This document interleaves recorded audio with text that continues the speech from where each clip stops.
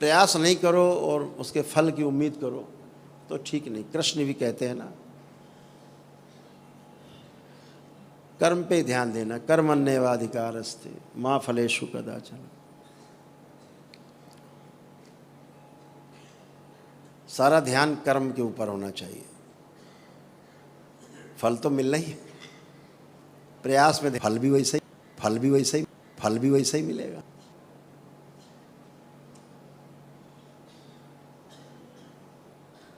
हर रूप अलग अलग है, ईश्वर के हर रूप अलग अलग हैं। जैसे कि विष्णु है, भगवान नारायण है, अलग अलग है, रूप अलग अलग है, शक्ति अलग अलग है।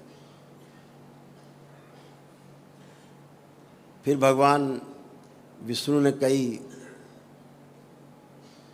अवतार भी लिए, 12 अवतार भी हैं, वामन अवतार भी हैं, तमाम प्रकार के अवतार लिए। हर अवतार का एक अलग अलग कैरेक्टर है। यदि उस अलग कैरेक्टर की आप पूजा अर्चना करोगे तो वैसे ही हो जाओगे।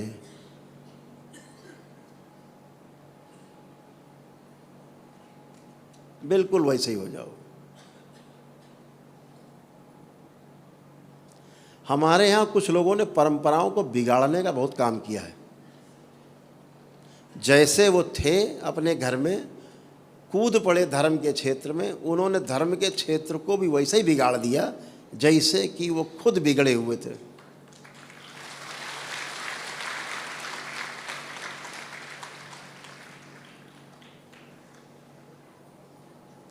हमारे वेद कहते हैं, शास्त्र कहते हैं, बिना शादी किए संबंध रखना व्यभिचार की श्रेणी में आता है।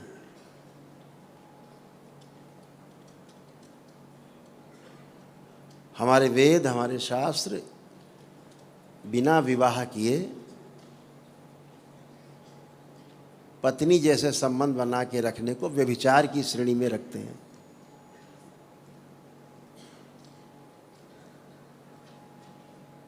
आपका घर हो, आपका बेटा हो, शादी हो गई हो और अपने घर में अपनी पत्नी के साथ फ़ोटो लगा के रखने की प्रथा तो हर जगह है। अगर पत्नी की फ़ोटो ना लगा करके वो कहे कि मेरी प्रेमिका है एक, उसके साथ फ़ोटो खिंचा घर में टांगे, कैसा लगेगा आपको? आपके पति देव आपकी फ़ोटो के बजाय किसी अन्य महिला की फ़ोटो लगा के घर में टांगे और फिर सबसे कहें पूजा करो इनकी। कितने तैयार हैं महिलाएं? हाथ उठाएं। नहीं तैयार? कोई नहीं?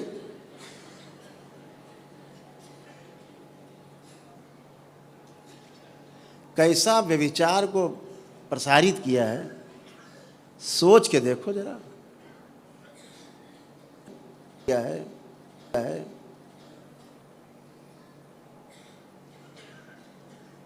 जिसको ऋषि मुनियों ने नकार दिया, स्वयं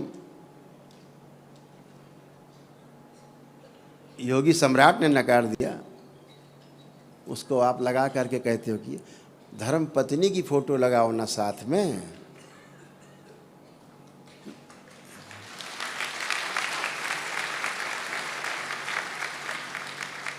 मर्यादा है, इसलिए शब्दों को हम बचा के बोल रहे हैं। बोलने का मन तो बहुत करता है।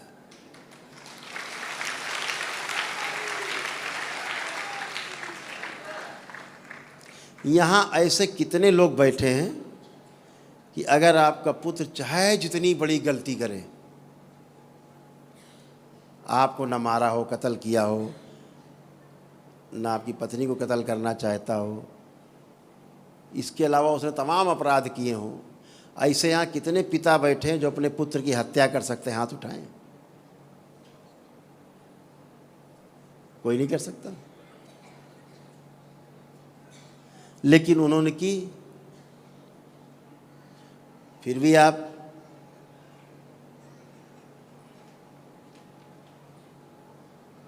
बंद है।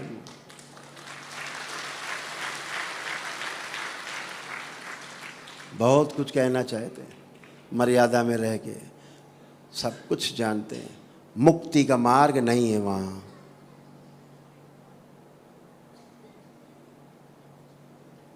वो ठीक कहते हैं, वो भगवान है।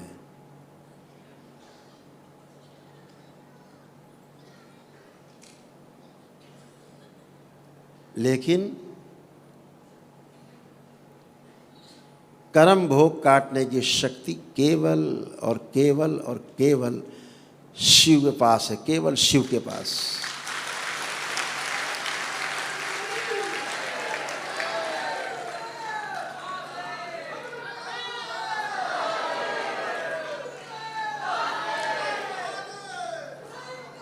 स्वयं भगवान श्री कृष्ण को अपना भोग काटना पड़ा था। बाली की जो हत्या थी, बहेलिया बनके उसने तीर मारा, तब वो कर्म भोग पूरा हुआ।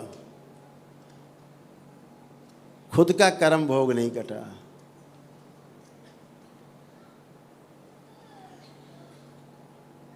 उसको पूरी मर्यादा में दिखाया गया, बड़ी ईमानदारी से दिखाया हमारे महापुरुषों ने।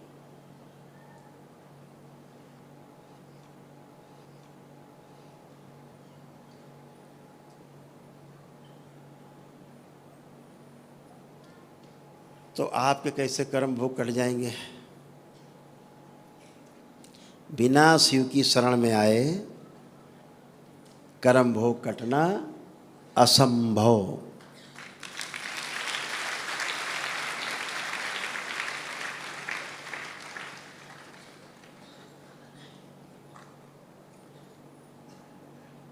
भगवान श्री कृष्ण का वो स्वरूप जिसकी हम सभी लोग आराधना करते हैं, मैं स्वयं आराधना करता हूँ, वो विराट स्वरूप कौरव पांडवों के युद्ध के पहले, महाभारत के युद्ध के पहले जो भगवान श्री कृष्ण ने जो उपदेश दिया है गीता का, श्रीमद् भागवत गीता कही जाती है। श्रीमद् भागवत गीता का क्या अर्थ है? गीता का अर्थ है, श्रीमद् भागवत गीता का अर्थ है प्रभु के द्वारा गाया गया गीत। वह गीत जो प्रभु के मुंह से गाया गया उसे गीता कहते हैं। उस स्वरूप का दर्शन करिए और शरणागत होइए उनके, खूब दंडवत करिए, खूब प्रार्थना, खूब पूजा, खूब आराधना। वो स्वरूप है उनका पूजा के योग्य, आराधना के योग्य। पूजा का अर्थ होता है हम तुम्हारे जैसा बनना चाहते हैं प्रभु, इसलिए हम तुम्हारी पूजा करते हैं।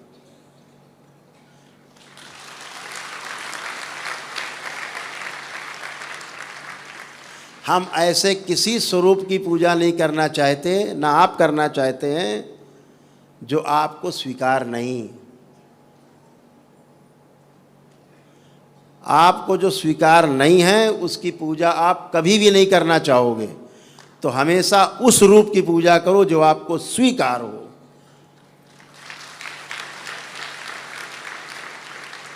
उस वंशी वाले की पूजा करो, दिन रात करो। कब तक करो?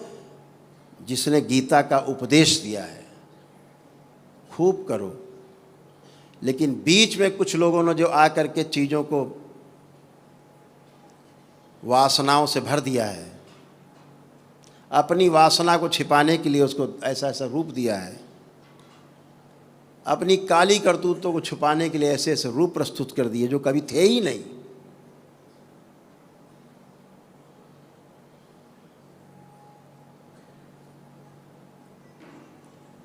तो हमेशा आराधना उसी की करनी है जो हमें स्वरूप स्वीकार हो।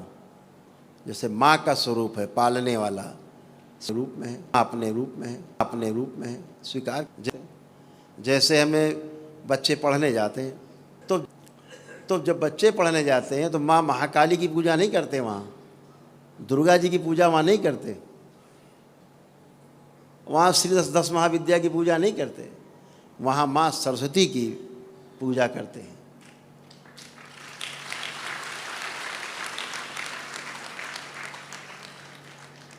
और जो अखाड़े में पहलवान होता है वो वहाँ कृष्ण की फ़ोटो लगा के, राम की फ़ोटो लगा के पूजा नहीं करता, हनुमान जी की फ़ोटो लगा के पूजा करता। वीर हनुमान। अर्थात पूजा का मतलब ये है कि मैं आपके जैसा हो जाऊं।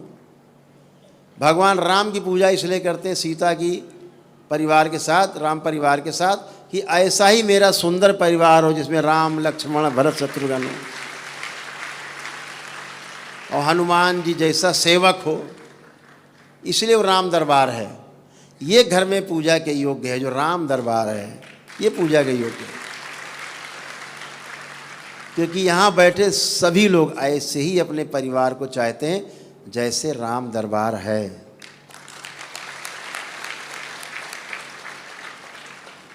ऐसे कितने लोग हैं जो भगवान राम के साथ, माँ सीता, भरत शत्रुघ्न लक्ष्मण के साथ, हनुमान जी नीचे बैठे सेवक की तरह, ऐसे कितने लोग जिनको ये रूप प्रिय है? हाथ उठाएं, देखो सबको प्रिय है, क्योंकि ऐसे ही सब लोग बनना चाहते हैं जैसे वो श्री राम दरबार है।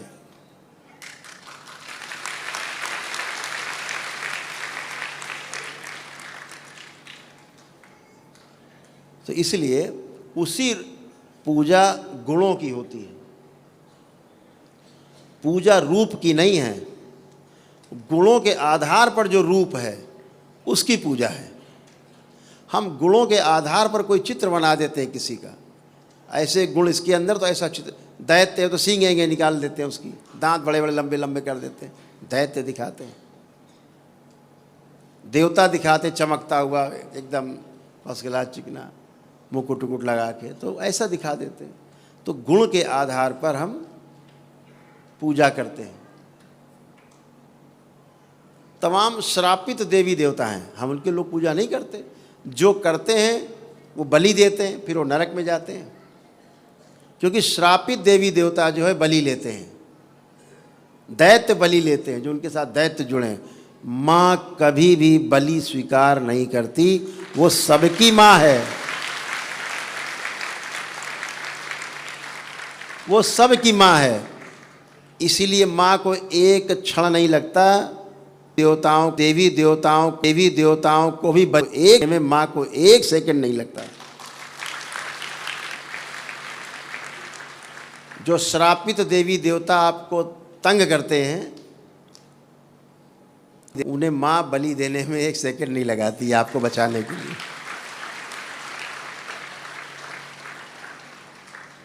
क्योंकि वो श्रापित देवी देवता भी बड़े बलशाली हैं, शक्ति तो है ही, उत्पन्न तो माँ से ही है, लेकिन श्रापित है तो बहिष्कृत हैं, बाहर हैं देवी देवताओं के कुल से।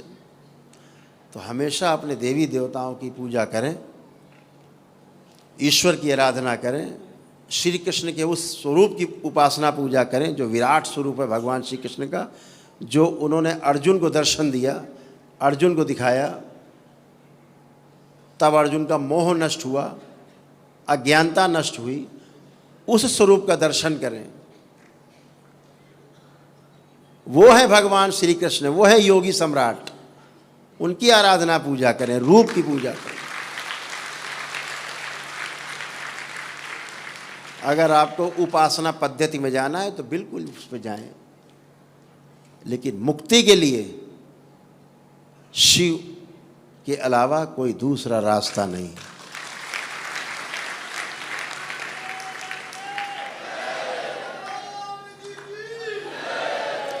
स्वयं जब युद्ध के बाद पांडवों ने भगवान श्री कृष्ण से पूछा कि प्रभु अब हमें मुक्ति, बोले वो तो शिव देंगे, तुमने पाप किए हैं तो पहले उनके प्रायश्चित करो, अब जाओ भोगो, अब शिव की शरण में जाओ। भगवान श्री कृष्ण ने उन्हें मुक्ति नहीं दी और नरक में गए।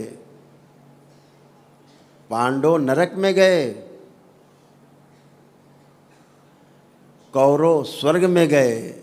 ये है न्याय भगवान श्री कृष्ण का। साफ साफ कह दिया उन्होंने, मैं मुक्ति नहीं दे सकता। उनका काम तो पालना है,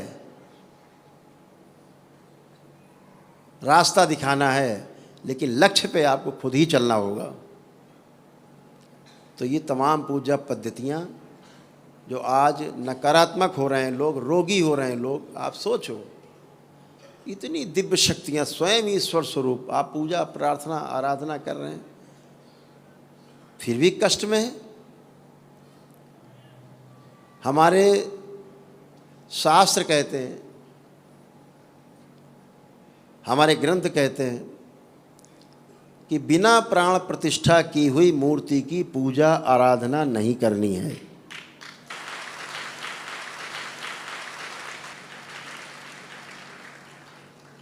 हमारे शंकराचार्य जी कहते हैं ईश्वर कृपा से, हम लोगों के सौभाग्य से हमारे बीच में अभी हैं वो धरती पर।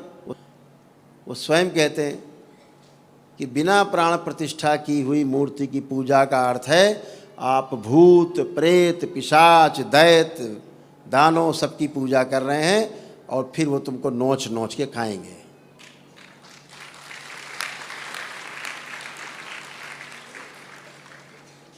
मंदिरों में बिना प्राण प्रतिष्ठा की हुई मूर्ति की पूजा नहीं करनी, और घर के पूजा घर में 8 अंगुल से ऊंची मूर्ति नहीं रखनी। नकारात्मक ऊर्जा इसमें रहेगी, और फिर आप गंदगी की पूजा करोगे, आमंत्रित करोगे, वो आप में प्रवेश करेंगे औरा में, और आपको कष्ट होंगे। वो आपकी ऊर्जा खा पी जाएंगे, आपको कष्ट होंगे। और घर से बाहर, घर के अंदर तो 8 अंगुल तक, और घर के बाहर तो बिना प्राण प्रतिष्ठा की हुई मूर्ति की पूजा कदापि नहीं करनी है। इस बात को गांठ बांध लेना, अगर स्वस्थ रहना है जीवन में। जो मूर्ति लेकर के घूम रहे हैं वो आपकी पूजा का विषय हो सकता है, आप करिए पूजा अपनी खूब, लेकिन दूसरों को पुजाने के लिए आप अगर मूर्ति लेकर घूम रहे हो, ऐसे आदमी से बिल्कुल दूर रहना है। समझ लो ये आदमी ना समझ है, स्वयं तो मृत्यु की ओर जा रहा है, तड़प रहा है, परिवार तड़प रहा है, इसका परिवार मर रहा है, इसका एक एक करके तिल तिल के मर रहे हैं, अकाल मृत्यु हो रही है इसके यहाँ, स्वयं भी शरीर सड़ रहा है पूरा। अगर ऐसा कोई आदमी करता है तो ध्यान रखना, और आपने भी किया उसकी पूरा पूजा आराधना, तो उसी औरा में जुड़ के ठीक आप भी उसी तरह हो जाओगे जैसा वो है। इसलिए दूर रहना है। मूर्ति रख देते, पत्थर की मूर्ति, सोने की मूर्ति, चांदी की मूर्ति रख देने से भगवान नहीं आ जाते उसमें। भगवान तुम्हारे वस्तु के भूखे नहीं, तुम्हारे मिठाई के और चंदन के, भाव के भूखे हैं। आंख बंद करो, हृदय में भगवान श्री कृष्ण हैं, हृदय में शंकर हैं, हृदय में माँ है। लेकिन आप मूर्ति बना करके, कृपा करके, इन स्थूल जगत में कुछ नियम हैं हमारे ऋषि मुनियों ने बनाए, उन पर ही चलना है। उस सिद्धांत से अलग नहीं होना है, अपने ग्रंथों से अलग नहीं होना है, अपने ऋषि मुनियों के वक्तव्य से, उनके अनुसंधान किए गए नियमों से अलग नहीं होना है। इस बात का हमेशा ध्यान रखना। नियम से हटे और कष्ट पाए, आप जितने लोग यहाँ बैठे हो सब नियम से हटे हो, इसलिए आप लोगों ने कष्ट पाए हैं। इस बात का ध्यान रखना।